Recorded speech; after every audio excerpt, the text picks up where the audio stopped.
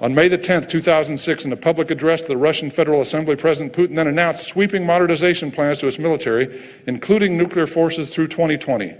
He said, I want to have the whole nuclear force 70% modernized by 2020.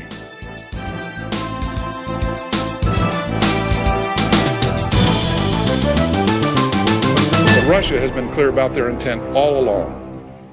Starting in 1999, Russia began incorporating simulated limited nuclear weapons used in large-scale exercises to de-escalate conflicts. The following year, in 2000, newly elected President Vladimir Putin signed a new military doctrine where the first time would allow for the use of nuclear weapons in response to large-scale aggression with conventional weapons in situations critical to the national security of the Russian Federation. That year, Russia increased its nuclear weapons budget 50%. This is 2000 now. And it began the Russian shift to the use of non-strategic nuclear weapons on the battlefield, which they continue to emphasize in their nuclear policy, strategy, and doctrine today. On May the 10th, 2006, in a public address to the Russian Federal Assembly, President Putin then announced sweeping modernization plans to its military, including nuclear forces through 2020. He said, I want to have the whole nuclear force 70% modernized by 2020. He said that in 2006. And in 2008 and 2010, we chose to consider them no longer a threat.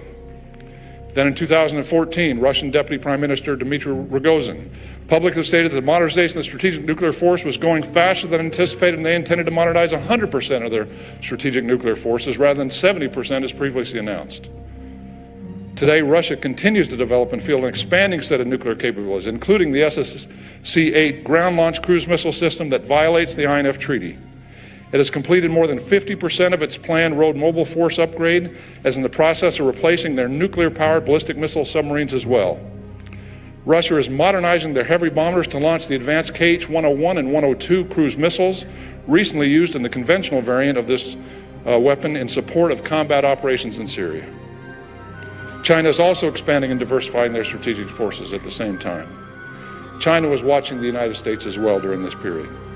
China currently has the most active and diverse ballistic missile development program in the world. It began the transformation 30 years ago, but significantly increased the pace over the last decade. The development of the H-6K nuclear-capable strategic bomber gives China the ability to deploy a nuclear triad for the first time.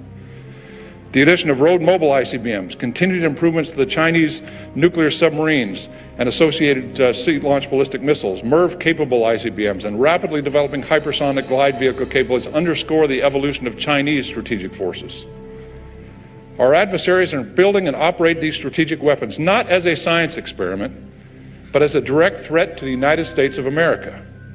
And it is my job as a combatant commander to operate our current capabilities, to deter our adversaries, to advocate for future needs, and to provide military advice to our nation's leadership in order to best protect the United States and its vital interests. We, as a nation, have long desired a world with no, or at least fewer, nuclear weapons. That is my desire as well. The world, however, has not followed that path. Our adversaries have not reduced the role and salience of nuclear weapons, quite the opposite. They've done just the opposite. And so the only way I can see a change in our future is if the threat changes, if our adversaries change, and unfortunately, I see no immediate indications of that behavior. Nonetheless, I remain hopeful. But until that day comes, we have to be ready, and we must respond to the threat. So from a warfighter's perspective, there's tremendous consistency between the 2018 NPR and its predecessor. The biggest difference, as it is with the recent National Defense Strategy, is a return to great power competition and a return to threat-based planning. So we started the NPR with an assessment of the threat, a detailed assessment of the threat, using all the available intelligence, and based our approach on what our adversaries are doing today and the increased challenges of the future. We have to remember the strategic environment is dynamic. It changes constantly. Our approach to deterrence must be equally dynamic to address these threats. There is no one-size-fits-all model for deterrence. We have tried that, and it does not work. We must tailor our approach to every potential adversary. This tailored deterrence approach requires us to have flexible capabilities that include a broad mix of yields and modernized platforms to credibly deter the spectrum of adversaries and threats we face today and in the future. This is what the NPR directs and why it's critical to our future defense posture. While deterrence in the 21st century is based on the integration of all our capabilities across all domains, our nuclear triad will always provide the foundation of that deterrence. All three legs of our triad, as well as our nuclear command, control, and communications NC3 capabilities, provide the necessary diversity, flexibility, and resilience. The NPR reaffirmed the need to continue the comprehensive nuclear recapitalization programs initiated by the previous administration, including the Columbia-class submarine, the ground-based strategic deterrent ICBM, the B-21 bomber, the long-range standoff cruise missile, our nuclear stockpile, and infrastructure modernization programs. Additionally, it directs us to pursue a series of initiatives to strengthen NC3 and address 21st century needs and challenges. So as we evaluated our nuclear posture, in light of the threats we face, we found that it is strong today. We have everything we need to address the threats of today, but it is potentially lacking in the future. My worry is that if we do not act now within the next decade, unlike me, one of my successors might not have the appropriate flexible and tailored capabilities to give the President of the United States options to adequately deal with the uncertain and evolving security environment.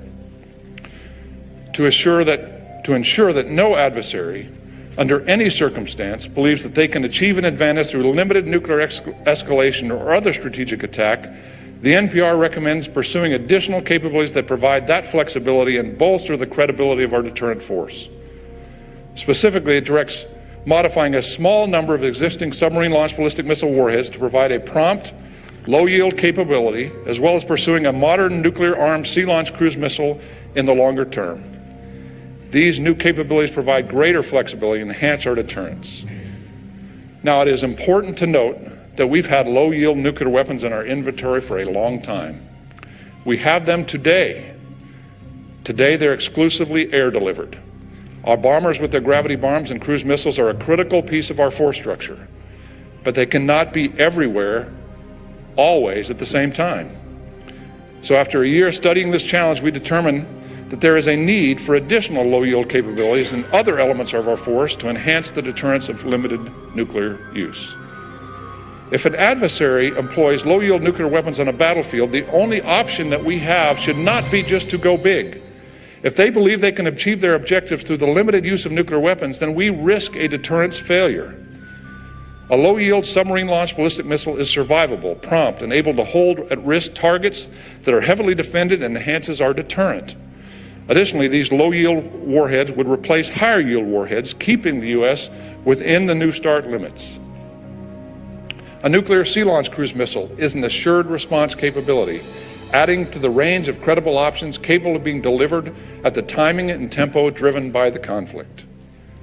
Considering the fact that oceans cover over 70% of the globe, having a sea-launched cruise missile capability provides additional regional presence, strengthening our extended deterrent commitment to our allies. Pursuing a sea-launched cruise missile will take some time, but this effort will give room for the diplomatic process to work. And remember, as the Secretary said, it is our job to set the conditions for our diplomats so they can negotiate from a position of strength. But make no mistake, this does not lower the nuclear threshold. It's just the opposite. It increases the flexibility and capability of a response, raising the nuclear threshold for potential adversaries, making nuclear weapon use less likely. By having credible, flexible response options, I believe we'll never have to use them. However, if we don't have them, an adversary could underestimate the credibility of a U.S. response and begin a nuclear conflict that neither of us want. But if it comes, we have to be ready to respond decisively, and our adversary must know this. The best way to prevent conflict is to be prepared for it, to be prepared to impose unacceptable cost and deny any benefit that any adversary may perceive. That is deterrence. Ultimately, the modernization efforts for our triad and NC3, along with the additional supplemental capabilities, bolster our deterrence. They respond to the threat. Finally, the NPR defines and expands on what hedging against an uncertain future means for nuclear weapons. As witnessed over the past decade, The security environment can change quickly. Technology is constantly evolving. Adversaries are seeking to use these technologies to advance their own capabilities and put ours at risk. Hedging against an uncertain future means ensuring we are always ready, always confident, no matter what the future holds. This requires an agile, adaptable, deployed force and a responsive infrastructure, and it requires trained, educated men and women dedicated to the mission and postured for success. It also means having the flexibility to adjust the force with new capabilities and acquire systems quickly. So today, as I've said, our deterrence force is strong, powerful, and ready. But the pace of change in the strategic environment is rapid and demands that we adapt how we operate in order to stay ahead of evolving threats. And if we're not careful, I'm afraid 10 or 20 years from now, our deterrent capabilities will be at risk, and we cannot let that happen. What really worries me is this. I'm afraid our country has lost the ability to go fast. And if we're to be successful in modernizing our capabilities to respond to this threat, it's going to require some big changes in the way we operate. Our budget, requirements, acquisition, testing processes are all too slow. We have to get away from a culture that is risk-averse and empower our people. We have to move fast once again. First, we need a budget. It's a critical enabler for everything else. I was encouraged last week when Congress agreed to a defense budget framework that provides stable funding for the next 2 years. That'd be huge, but today we're still under a continuing resolution. A budget will be incredibly helpful. It's essential, but is just one of the critical areas that have to be addressed. We also need to fix our requirements process. Why does it take years to build a set of requirements? Right now, I can grab 3 smart people, 3 of my subject matter experts, sit down with a piece of paper, and I can write down the requirements for the next generation missile warning satellite, the next generation ICBM. I already know what they are. Well, I don't need 3 years of analysis to do that. And next is the acquisition process. If you're working acquisition, you should be spending most of your time with industry, in the factories. Our acquisition process is challenged in a number of areas, but a big reason we are challenged in acquisition because our program managers spend most of their time in the Pentagon. Now, I love the Pentagon. I don't blame our program managers. The process is forced on them. They spend their time in the Pentagon because they have to get approval for everything. They're not authorized to make really any decisions. You can't execute a program that way. So we have to give our program managers the authority and responsibility to move fast and then hold them accountable. Additionally, we need a test process that is efficient and also moves fast. And fast does not mean reckless. It means we have to understand how to take risk and test. Sometimes that means failures, and that's okay. Failure sometimes is okay. This is how we learn. It's how we advance. A perfect example last week was Elon Musk and SpaceX, the commercial side of the business. I think everybody in this room probably saw the launch of the Falcon Heavy and watched a cherry red Tesla go off into Never Never Land. It's the most powerful operational rocket in the world by a factor of 2. Only the Saturn V moon rocket, which my dad worked on, could deliver more payload to orbit. And then a little over 2 minutes after liftoff, the outer boosters broke away, returned to Earth, touching down almost simultaneously. Unfortunately, the center core missed its landing mark by 300 feet due to the failure of its 2 engines. But it's important to remember that this was a test flight, and prior to the test, SpaceX released a statement saying, and I quote, and listen carefully to these words, "Even if we do not complete all of the experimental milestones that are being attempted during this test, we will still be gathering critical data throughout the mission. Ultimately, a successful demonstration mission will be measured by the quality of information that we gather." That is exactly right. That is why we test. I'm not saying every time we test we should fail. Just the opposite. But we have to remember that every test teaches us something, even when it doesn't go as planned. Finally, our operators need to understand how to take operational risk and be given the opportunity to do so when it comes. It's interesting. Risk is an inherent part of our business. When we go to war, it is the ultimate risk calculation every day. We need to empower commanders to take logical risk about how to employ weapon systems, how to accept weapon systems. Our modernization efforts will not be successful if we only address one of these issues. We won't solve the problem. We need to fix all of these things: budget, requirement, acquisition, test, risk, if we're to make a difference. But there is some good news out there. There are signs of improvement. As I stated earlier, Congress is moving on the budget. The Vice Chairman, General Selva, and the JROC are pushing to accelerate the requirements process. Deputy Secretary Shanahan and Undersecretary Lord are pushing on the acquisition business. This is good, but it's not just good, it's an imperative. We have to move fast because we have to respond to the threat. Ladies and gentlemen, this is all about the threat. So these are my thoughts. The rest of this day, you have two really amazing panels. Some of the best and brightest thinkers on nuclear weapons and deterrence are here to talk to you and to talk to you about nuclear capabilities, nuclear weapons, and the nuclear posture review. But whether you are new to this topic, just starting out in this field, or a seasoned professional that's been doing it forever like Frank Miller, I hope you take the discussions that you hear today forward. Add your own voice to this issue.